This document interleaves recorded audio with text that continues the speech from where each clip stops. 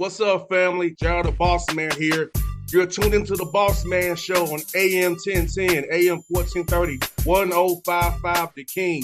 Check The King out at 105theking.com and the Bossman Show at bossmanshow.com. Hit me up on Instagram, The Bossman Show, Twitter at Bossman Show, and Facebook, Bossman Show. It's the Bossman on your radio. Listen to the Bossman Show with your host, JR, Saturdays at 9 a.m. right here on AM 1010, The King. What's up, good people? BetOnline is your number one source for all your betting needs. The latest odds, lines, and matchup reports for baseball, boxing, golf, and more. BetOnline continues to be the fastest and easiest way to place your wagers, including live betting and your favorite casino and card games available to play right from your phone. Head to the website or use your mobile device to sign up today and get in on the action. Remember to use your promo code BELIEVE, BLEAV, for your 50% welcome bonus on your first deposit. BetOnline, where the game starts. BS3 Network, changing the way you watch TV. Yes, BS3 Network, changing the way you watch TV, covering content and hot topics from A to Z, sports, music, society and culture, movie reviews, you name it, we have it. Check it out on bs3network.com or check us out on Roku, BS3 TV on Roku, as well as check out your favorite podcast on all podcast platforms or Spreaker.com/BS3 Network. You are now tuned to BS3 Network. All right, folks, back on the Bossman Show, going to St. Louis, Missouri to Harrisville University here with me. Coach Michael Cook here with me on the Bossman Show. You see him with his nice shirt on in the background. Coach, I know you're grinding, man. How you doing, brother? I'm doing well, man. I'm doing well. Our guys are on campus. We're doing some lifting and conditioning and we're doing a lot of community service right now, just trying to get our name out in St. Louis and the areas and trying to just build that brand. It's all about branding what we do and how we're trying to help the Harrisville State University athletic department continue to grow. And Coach, let me just, man, what's been the biggest difference for you going from year one to year two here in Harrisville? I know how it is when you take over something, you really don't know the lay of the land until you get there. So how's it been going from year one heading to year two now? You know, year one was about just getting out, knowing everybody, getting out of the community, meeting, you got to kiss some babies, shake those hands. It's politicking. But we finished last year with a newcomer of the year. We had 4 guys make all conference and we had 8 guys on academic all conference teams. So that was the main thing, that we wanted to make sure these guys get education. We had 3 guys graduate with a 3.5 or higher. So that was a big thing. But going into this year recruiting, we want to get more guys that fit what we try to do, which is playing more up tempo, trapping and running and doing it. And, kids want to play fast. So, if you look at the D1s, you look at NBA, they all playing fast, wide open, 5-out offense. So that's kind of what we're trying to do. But the difference, I think, this year is that everybody's starting to see the vision and the plan of what we're doing and believing in it more. And I don't mean just our student athletes. I mean, when the president comes or somebody says, I see your vision when your guys are playing, and they are a byproduct of what you're trying to do. That's the biggest thing. We had to make sure we sell the plan and sell the vision of what we're trying to do, and that people are buying into it. So to see that kind of grow and get the excitement back to our men's program has been exciting. And Coach Cook, for as NAIA, I know in the D1 level and D2 level, you can offer scholarships. For D1, that guy can split up in D2. How is it in the NAIA for as needs-based and getting guys to school? Well, you've been a state university as well. And do you all have like a radius you can get people in to get them the in-state rate or get a waiver to help guys don't leave college in debt? Yeah. There's always we have several scholarships you can apply for. The Hornet rate, but we stack our scholarships with our guys. So our guys have good grades and they'll get academic scholarship plus some money from us. And then we have a program called Open Doors that we do NIL deals on those things too. So our goal is to make sure people leave school without debt. That for me is my program. I think for everybody on our campus is that way. So, we have the lowest tuition rate in the state of Kansas, so it doesn't cost. State of Missouri, which doesn't cost a lot to go to school here. So we're trying to get our enrollment up. We're trying to increase all those things. At HBCU, I think a lot of people just look at the culture as far as the step shows and all that stuff. But we have a great academic base here, and then we do, we set them up for jobs when they leave. We make sure we do the little things to get them to start after they get done playing here to get a jump on life skills and life situations. So I don't think anybody last year owed any money on our team, to be honest with you. I think we stacked them up pretty well, and they left without owing money when they graduated or at the end of the year. So that was the whole focus of what we're doing. So we'll get a stipend from athletic, then housing gives you a little stipend, then you can stack up stuff too. So we have a lot of great academic scholarships or just regular scholarships that help the surrounding areas also. And Coach Cook, talk about the academic piece of it as well, because I know I'm a product of my degree. My degree is in business. All right, it's like not communications, but this business has helped me off the air part of it. The on air part I know. I played basketball, played football, played baseball, so sports piece of it I already know that before. But the off the air stuff, degree helps me with. So talk about getting them good internships, networking in St. Louis area, getting them in them great companies like O'Reilly, which is also in Missouri too, and helping those young men, once the ball starts bouncing, have a career path once they leave Harris-Stowe State University. Right, and that's kind of been the big focus point for Dr. LaTanya Collins-Smith, is that we want to make sure that we give them the right tools to be able to get a job when they graduate. So we do a ton of internships with Anheuser-Busch, School of Business, our STEM research, our STEM department's done a great job. Right now I have a young lady who's international, but she's also doing an internship with me to prepare her for when she graduates.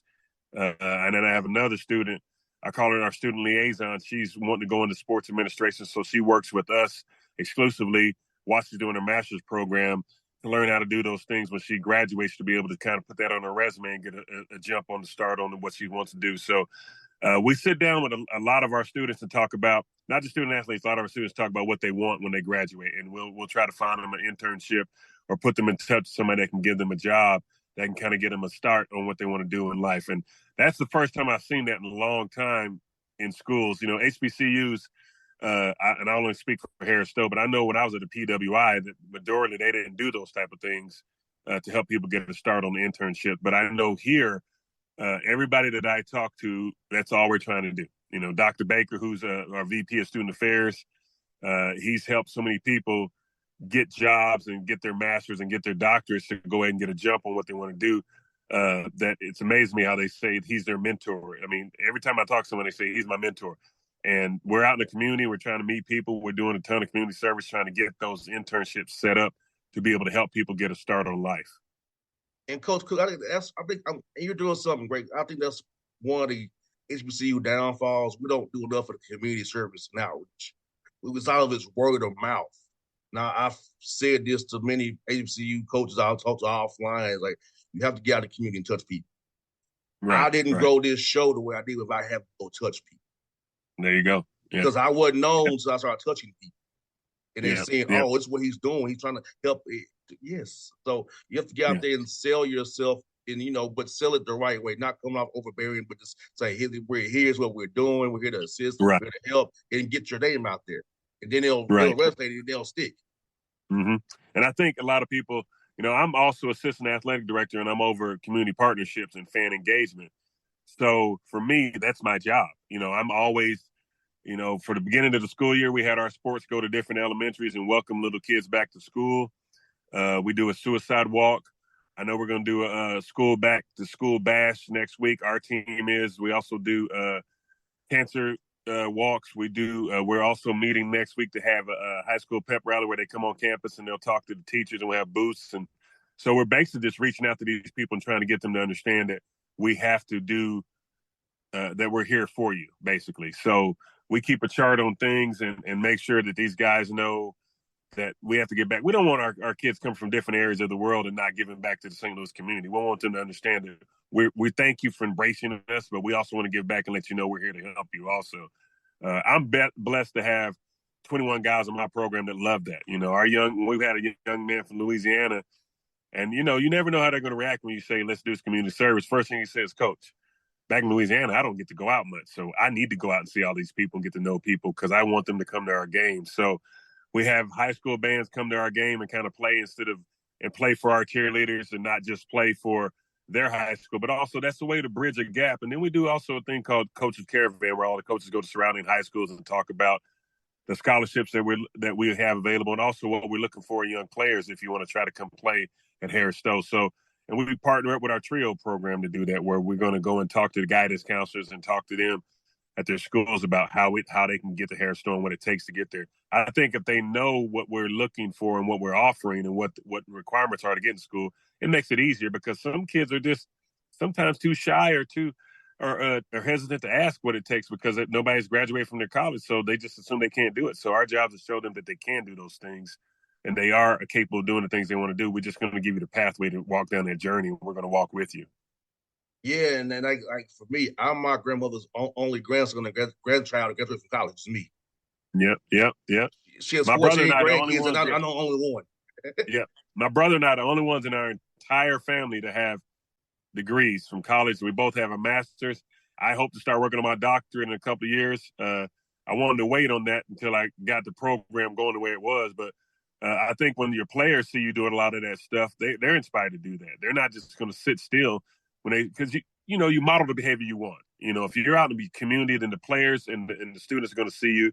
I walk around campus. I don't just stay in the gym. I walk around campus to get to know people that aren't basketball players and ask them what they appreciate about Harris Stowe, because not everybody can play sports. They may like it, but not everybody can play it. But if you find out what their interest is and you generally talk to them and speak to them, you never know what you're doing for them that day. You never know how they may look at you and look at the school differently because somebody spoke to them. We never know what somebody's going through. So I try to walk around campus 2 or 3 times a day, and then my guys start doing that now. I walk out and I see them walking around speaking to people. Our job is to develop leaders, not just basketball players. So we want to make sure they go back home and be leaders in their communities also. Well, you got that right, Coach. Let's get man. For you, at what point did this coaching journey start for you? Like, when did you get this bug to want to become a coach? I would say I started. I was always when I played the point, I always knew the game, and I always would sit and talk to coaches, but they would always say there's not a lot of money in coaching, And then when I first got married, I was a director of operations for a finance company, and I was making a lot of money, but I wasn't happy. And then I started the AAU program that itch just started. I started developing 4 or 5 teams, and I was always at the gym. And finally somebody said, you're wasting time doing that finance. You need to go do something that you love doing. And I volunteered coach at a college, and then when they started paying me, when I said I might as well say I was still volunteer, I was only making $4,000 a year, but we had money saved up, and I loved it. And then now I don't know what I would do if I wasn't doing it. I just love being around our guys. My wife and I, all our kids are grown, and we have grandkids, so it's just me and her at home, unless the grandkids come. So they call her Mama Cook, and they call me Papa Cook on campus, and we just try to spend as much time with them. But basketball is that avenue to be able to talk to them. But once we drop the ball, we still hold that conversation with them when we'll have them come out to eat. Or if I'm on the road playing, the young ladies on campus will call my wife and say, hey, we want to take you to go eat. Can you talk to us about some things? So I think we all have a purpose, and that's my wife and I's purpose, is to help them grow on and off the court, but also to be their parents for them when they're away from home. And that's how we use basketball to get to know them and talk to them and kind of just be that shoulder they can lean on if something's going bad. Yes, Coach. I feel like basketball and football and baseball, sports I played, I love my parents, but having people like yourself and other mentors who really cared about me as a person to mold me and help me to this day, because I'm almost 40 years old, but it's like all the lessons they taught me, it makes sense now. Right. You know how many times I get a call and somebody says that? Or, a guy will say, I went into coaching because of you. And then they'll say, if I was as bad as these kids are with me, I apologize, coach. I apologize doing all that stuff to you. But the lessons that we learned, and, they teach me. We had a team building exercise last night. I learned how to be a better coach just from what they were telling me, what they went through. Because not every kid's the same. Every young man is not the same. So I can't yell at this kid when I yell at another kid. I have to be able to reach this kid because he may have just been raised by a strong woman, but he doesn't know how to interact with a man because no man's been in his life. So I got to find a different avenue to speak to them and reach them and help them grow and get better. And that's the one thing. And the one thing I tell them every day is that I love you, because a lot of these young kids don't hear that. They're just, hey, go play basketball. But I hug and love on our guys every day. We have a motto where I yell out live and they yell out laugh, love, because we're going to live right. We're going to laugh often. We're going to love hard. And those things are crucial to me, because when I leave, it's not about the rings or the wins and losses I have. It's about how I impact somebody's life and they can pay it forward to somebody else. I want to be there for them. And those are things that I check on our guys. If I'm recruiting somebody and I don't get them, I still check on them later when they're at somebody else. Are you doing all right? You going to class? You getting your grades right? Because I don't want them to be known just as a basketball player. Let's use basketball and not let basketball use us in this process. So it's a mentorship that I enjoy. It's a life that I really embrace. And, you have to be a special person to be able to handle the losses and still look at these guys and say, you're more than a basketball player, because that's what they see themselves as, to get out of the areas they're in sometimes. And I have to show them that there's more to it. Let's get education. Let's get our foot in the door of what we want to do. We have a young man on our team right now trying to start a clothing brand. We set him up with a place in town that does clothing, and he's already making his sweatshirts and selling them. And now we're talking about doing LLCs, and we're talking about doing the taxes and everything. So our job is to teach them and help them get to where they want to be in life, not just a basketball player. No doubt, Coach. I'll be honest with Coach. I'll say, if I could not run fast, I don't think I would talk to you today. If I could run fast, that was my way out. Be able to run fast and catch a football. I'm not gonna lie about that. I feel like if it wasn't for that, I don't know where my life goes. But thankfully, I was given talent to be able to run fast, catch a football. Exactly. They got me a scholarship, got me out. So it's like, some people don't understand it. It's that thin a line for some of us. Yeah. Between having a good life and a life we probably don't want to have. Yeah. So when a young man says, if it wasn't for basketball, I wouldn't be here, I don't take it as basketball's end all to be all. He's using basketball to get out of that area he was in, because he didn't want to be back in the streets. The streets are calling him. And we all have friends that say, hey, just come back to the streets. But he's trying to move forward. So I'm going to give him that avenue to play basketball, but I'm going to teach him those tools to use basketball. Hey, you know what? Somebody's saying you play good. Go talk to him about maybe work for him and help him out. You know what? You're going to be a camp instructor today. You're going to talk to these kids about why you should play basketball if you need to get a break or get a release, go play basketball and find somebody that can help you get that scholarship. Because sometimes they can't afford school. If it wasn't for basketball, I wouldn't have went to school. I can tell you that right now. I went to college because we couldn't afford it. And I was just blessed to be able to get a scholarship. I couldn't afford to go to school. They didn't have all the things back then that they have now, all these grants, all these scholarships. It was either basketball or nothing for me. I had good grades, but I didn't have academic money to go there. So I was blessed to have a scholarship, and my mom played basketball. That's the only reason I knew I loved it, because she played it. My father wasn't in my life. I didn't know all those things, but I learned through it. My mom said, you're going to do the financial aid on your own. I'm not going to do it for you. You're going to do this fast for yourself. And I learned how to do those things and give back to people. So, the journey's not over until they get where they need to be, but then the journey continues again, because they got to sow those seeds to give to somebody else. And so you've never seen a desert flower. We got to go through those storms to get where we need to be. Yes. And so the flowers aren't going in the sand. So when we have bad years, bad seasons, bad wins and losses, I don't worry about it, because I'm going to look at what they learned from those situations. And I'm blessed to be at Harris Stowe that they understand that program of what we're trying to do on that. They didn't win but 2 games in 2 years before I got here, because you had COVID year, then there was 2-27. Well, we won 9-10 last year. They thought it was a great thing. Now, me being the competitor in me, I'm going, no, we can do better. But I understood why they thought it was a great thing, because they seen all our guys 8 guys that made academic all-conference. That's the most in the conference. And they all had 3.5s or higher. So they see that. Well, retention is a huge thing. So these kids are graduating. The graduation rate is great. So now we're not just selling basketball. We're selling how you can get a great education at Harris Stowe State University. That is the key in this. You're just going to use the sports to get that education. And that's what we're trying to teach them. No doubt, Coach. Last one for you, Coach. I know you got some guys from Georgia on your roster. And talk about recruiting in Atlanta, including Georgia, and the talent of players you can get out of this state. I think people don't understand that how much talent is in Georgia, because a lot of people just look at, you look at Georgia, you look at Georgia Tech, you look at Georgia State, you look at all those guys, all those schools, and there's other schools, obviously. But some of the talent gets left on the wayside because there's only so many schools they can go to there. Like our big guy, Valdi Zephyr, he's Haitian. He went there. He said, I had to get out of Georgia. I had to because I wanted to start something new and learn how to live on my own away from home. And he's 6'9". He had other offers. He chose us.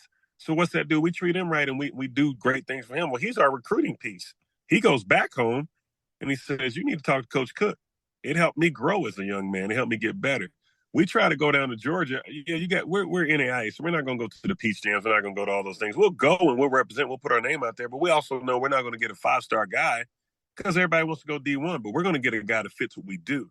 Now, the portal helps us with that also, though. The portal allows us to go get guys out of Georgia and out of California that may not have thought about St. Louis.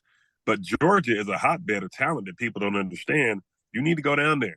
And you need to spend a week or two down there, and you'll understand, okay, I get it now. I get there's talent down there. Where else can we go? We have a couple of coaches that talk to us and send us names every day from Georgia. And we've been blessed to get two to come here. And they were freshmen last year. They both played a lot. We're trying to make sure that they both start this year, but they're also track athletes. So they get track money too. So they're saving money doing dual sports. And that's what we do. We work with other sports here to help them. And some of the things help them grow off the court because they're in track. So they get faster, they get stronger. They're doing something the entire year.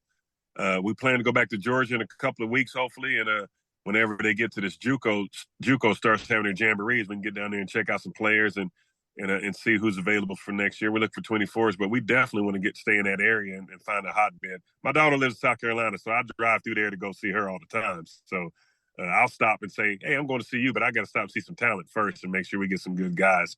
When I was in JUCO, we had a ton of Georgia kids, and one of them helped us. He's from Merle, Georgia, and helped us win our first conference championship. He was a guard that came in, and we had Coach McKissick down there to help us find some good players. No doubt. George definitely a hotbed, Coach Cook. Well, definitely, when you come through, I'll get your number offline, man. Maybe stop and have something to eat somewhere. No doubt. Come down through here, no man. Doubt. So I expect that good food, by the way, when I give you that call. I better get that call. You better say, I got a spot. We can go, Coach. We're going to take care of you. So. Coach, I got you already. I got something in my head already for you, Coach. Already. Oh, no doubt. I will be down there because the two players, I told them I was talking to you today. They said, you need to come down there, Coach. Don't just Zoom calls. You need to go down there and meet some people. So we're going to get down there, and we're going to make sure we take care of everybody down there that we can recruit. And we're also just going to, we're not just going to talk about our basketball. We're talking about Harris Stowe. Look at come and get a good education, and hopefully we can bring some coaches with us, track coaches and women's coaching, and come down there. We can just do one big swoop and just all kind of talk to everybody and get it going that way. No doubt, Coach. Let me turn offline, Coach. I look forward to seeing you down here in Atlanta. I got some spots for you, Coach, already in mind, brother. I appreciate it, man. Have a blessed day. I love you, man. You too, Coach. Thank you so much, brother. All right. Appreciate it. BS3 Network. Changing the way you watch TV.